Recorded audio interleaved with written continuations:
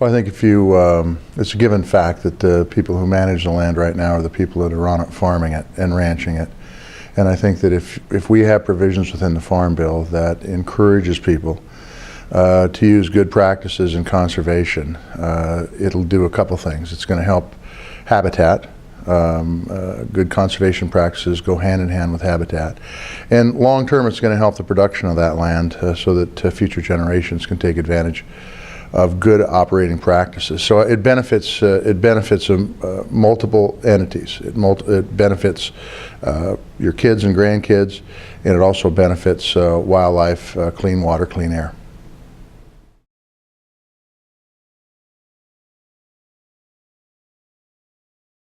A few years back, it's been probably 15 or 20 years ago, they had an early haying option because we were in the middle of a drought in Montana.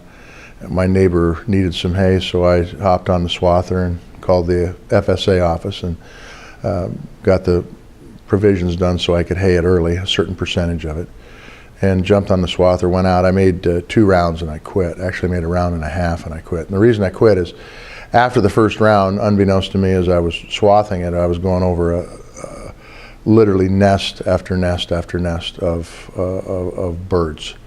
Of course, when I came around the second round, I could see that. Got off, and you could literally jump between nest to nest. And at that point in time, I said, "This is it's too valuable the way it is," which was standing grass, so we quit haying it. So it goes to show that if there's habitat out there for wildlife, they'll utilize it and they'll expand and they'll grow. And we've seen a tremendous decrease in CRP over the last few years.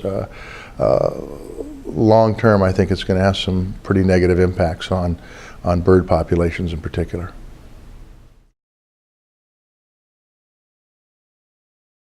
Well, it's in conference right now, and I anticipate before the first year we'll be voting on a farm bill. And I think that a message has been sent by the American people that enough is enough, and I think the House received that message, and it is my hopes that better late than never, and late is by the first of the year.